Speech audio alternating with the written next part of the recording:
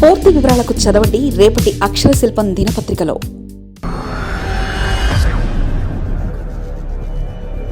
AP రాజకీయాలు మరింత వేడెక్కడం ఖాయమే. ఇప్పుడు ఇండియా వైడ్ ఉపరాష్ట్రపతి ఎన్నికల రాజకీయ రంగం ఎలా మారిపోయిందో అందరికీ తెలిసిందే.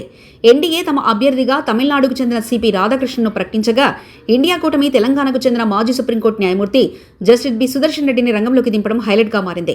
వీరిద్దరి మధ్య పోటీ దక్షిణాది ప్రతిపాదికగా ఎలా సాగుతుందో అన్నదే ఇప్పుడు దేశవ్యాప్తంగా చర్చనీయాంశమైంది. ముఖ్యంగా భారత ఉపరాష్ట్రపతి ఎన్నికల అందరినీ దృష్టిని ఆకర్షిస్తుంది. ఇండియా కూటమి అభ్యర్థి జస్టిస్ బి సుదర్శన్ రెడ్డి గెలుస్తారా, లేక ఎన్డీఏ తరఫున తమిళనాడుకు చెందిన సిపి రాధాకృష్ణన్ విజయం సాధిస్తారా అన్నది ఆసక్తికరంగా మారింది. తమిళనాడు నుంచి రాధాకృష్ణన్ను ఎంపిక చేయడంతో డీఎంకే ఇబ్బంది పడుతుండగా, ఇండియా కూటమి తెలుగు రాష్ట్రాల నుంచి అభ్యర్థిని ఎంచుకోవడం ద్వారా ఎన్డీఏ భాగస్వామి అయిన టీడీపీని ఇబ్బందులు పడేయాలన్న వ్యూహం స్పష్టంగా కనిపిస్తుంది.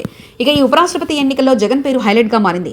స్వయంగా కేంద్ర రక్షణ మంత్రి రాజ్నాథ్ సింగ్ వైసీపీ అధినేత మాజీ ముఖ్యమంత్రి జగన్మోహన్ రెడ్డికి ఫోన్ చేసి మద్దతు కోరడం పెద్ద హైలైట్గా మారింది. ప్రస్తుతం వైసీపీకి లోక్సభలో 4, రాజ్యసభలో 7, మొత్తం 11 మంది ఎంపీలున్న సంగతి తెలిసిందే.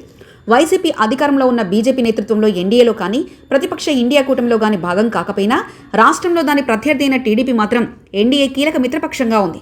కాబట్టి పార్లమెంటు ఉభయ సభల్లో ఎన్డీఏకు స్పష్టమైన మేజార్టీ ఉన్నందున రాధాకృష్ణన్ విజయం దాదాపు ఖాయమని భావిస్తున్నారు.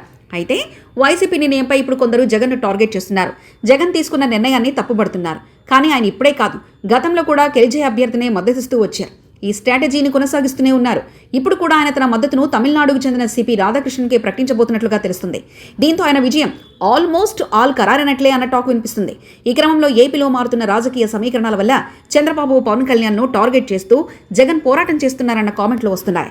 2029 ఎన్నికల వ్యూహంలో భాగంగా జగన్ ఇప్పటి నుంచే ప్రణాళిక సిద్ధం చేస్తున్నారని అంటున్నారు. అందులో భాగంగా ఉపరాష్ట్రపతి ఎన్నికల్లో ఏపీలోని 3 ప్రధాన పార్టీలు ఎన్డీఏ వైపు ఉండడం, ఆ లెక్కలు భవిష్యత్తు రాజకీయ సమీకరణాలకు కీలకమవుతాయని జాతీయ మీడియాలో కూడా వార్తలుస్తున్నాయి. ఇక రానున్న రోజుల్లో ఏపీ రాజకీయాలు మరింత వేడెక్కడం ఖాయమని స్పష్టమవుతుంది. మరిన్ని కథనాల కోసం సబ్స్క్రైబ్ చేసుకోండి మీ అక్షర శిల్పం. పూర్తి వివరాలకు చదవండి రేపటి అక్షర శిల్పం దినపత్రికలో.